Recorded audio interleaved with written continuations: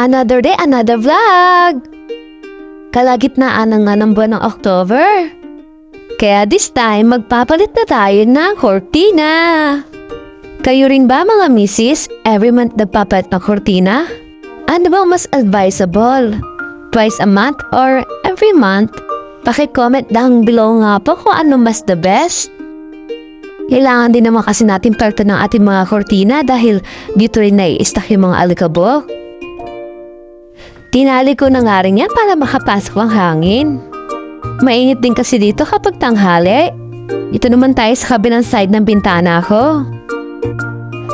O diba may aircon? Display lang yan. Lalaban ko na nga rin ito mga tinanggal kong kortina. Ayoko rin kasing ma-stack sa laundry basket. Bas gusto ko pa yung nakastack siya sa cabinet na malinis at mabango. At syempre, nakatupi ng maayos. Magpapalitan tayo dito ng sapin sa kama. Kung monthly po ako magpalit ng kortina, weekly naman po ako magpalit ng cover ng kama. Ganun din po sa mga penda. Masarap kasi magpahinga kapag maulinis at mabango ang iyong higigaan. Siyempre, ang aking mister kapag uwi niya sa bahay, humihiga muna yan sandali dahil sa pagod sa trabaho. O diba kahit papaano medyo marelax-relax man lang siya?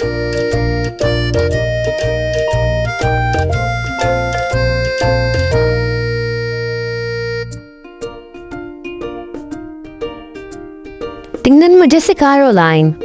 Parang bata na nakikipag-usap. Ang kulit-kulit na niya kapag may ginagawa ko dito sa kwarto. Pero madalas hindi talaga namamansin yan. For now, lasya mo na ang aming fur baby.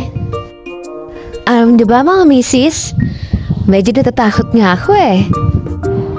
Kasi sa age kong ito, baka hindi na talaga ako magkaroon ng baby.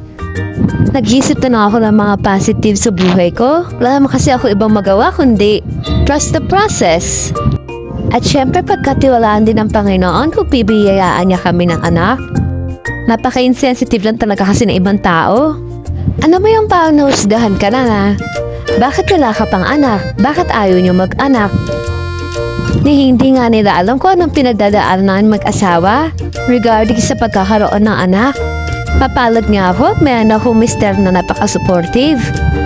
Masaya naman kami kahit dalawang muna kami sa ngayon. And alam ko may anak man o wala, magiging masaya kaming dalawa.